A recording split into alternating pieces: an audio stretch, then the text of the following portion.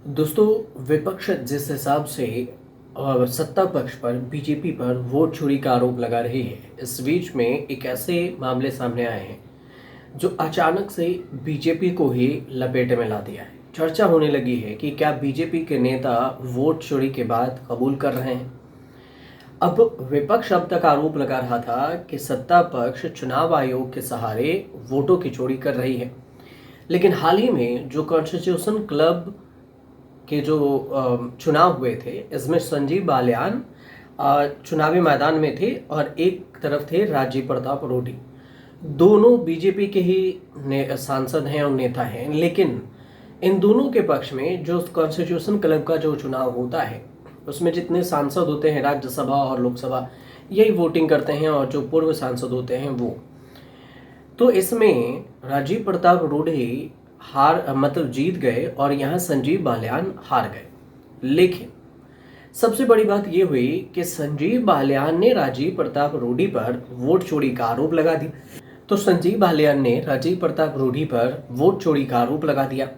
अब हाल ही में जो उन्होंने एक टीवी चैनल को इंटरव्यू दिया है, उसमें वो ये कह रहे हैं कि जो ये चुनाव को लेकर जो विवाद है, उसमें बिना नाम लिए हुए उन्होंने ये कहा कि जो संजीव बालियान है कि इस चुनाव में वोटों की चोरी हुई है और अपने तर्क भी दिए।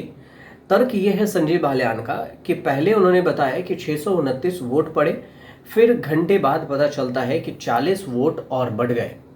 तो 40 वोट अब कम से कम 2 सांसद और कांग्रेस के पूर्व सांसद जो विजेंद्र सिंह हैं और बसपा के पूर्व सांसद राजा राम के जो वोट हैं किसी और ने दे दिए।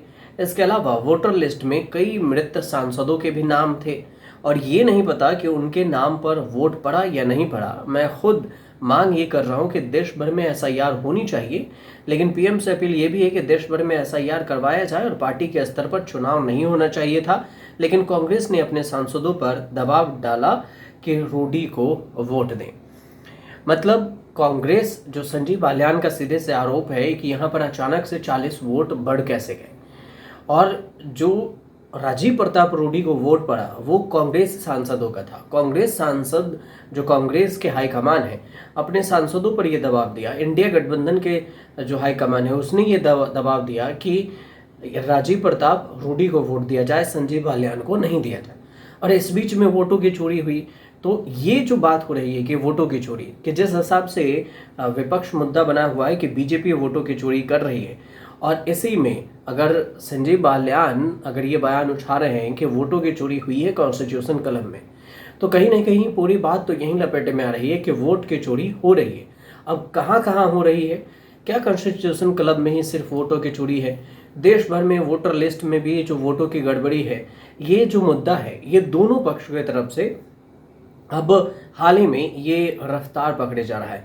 आपको पता ही होगा कि राहुल गांधी ये कह रहे हैं, जब से उन्होंने बेंगलुरु सेंट्रल लोकसभा सीट पर एक प्रेजेंटेशन दिया और उसमें उन्होंने ये जब से बताया है कि 5 तरीके से वोटों की चोरी हो रही है, तो उसके बाद से अखिलेश यादव हो या फिर इंडिया गठबंधन के सीपीआई, सीपीआईएम या फिर उद्धव ठाकरे हो, आम आदमी पार्टी हो, ये सब के सब एक सुर में ताल मिला हुए हैं कि वोटों की चोरी देश भर में हो रही है और चुनाव आयोग इसका जवाब नहीं दे रहा।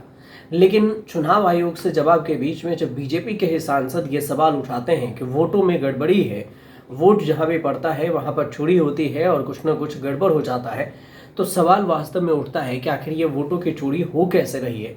और इसी को लेकर संजीव बालियान ने भी ये बयान दिया और इससे और भी रफ्तार पकड़ लिया। हालांकि आपको याद ही होगा कि राहुल गांधी लगातार ये बयान दे रहे हैं। अब जैसे अभी नरेंद्र मोदी मणिपुर पहुंचे तो उन्होंने ये कहा कि मणिपुर में नरेंद्र मोदी अब गए हैं, लेकिन इतने दिन बाद जाने का कोई मतलब नहीं रहा। अब देश भर में बस एक ही मुद्दा है, वो है वोट चोरी का। तो राहुल गांधी ये भी बयान दे रहे हैं, साथ ही बीजेपी पर आरोप लगा रहे हैं कि जैसे गुजरात में भी अब विस्फोटक विपक्ष करने जा रहा है खुलासा, जिसमें वोटों की चोरी हुई। हरियाणा में भी, महाराष्ट्र में भी, तमाम राज्यों में भी कांग्रेस का दावा है कि आने वाले समय में एक हाइड्रोजन बम फूटेगा। अब ये हाइड्रोजन बम कहाँ से फूटने वाला है, एटम बम के बाद हाइड्रोजन बम, ये जब बात सामने आएगी कांग्रेस की तरफ से तो ही पता चलेगा। फिलहाल जो जानकारी थी कि बीजेपी के नेता ही वोटों की चोरी का आरोप लगा रहे हैं, तो वोटों की चोरी हुई है। इसी की चर्चा थी और इसी पर हमने ये पूरी कहानी आपको बताई। आपको अगर सही लगे तो हमारे चैनल से जुड़िए, सब्सक्राइब कीजिए, शेयर कीजिए, कमेंट जरूर कीजिएगा।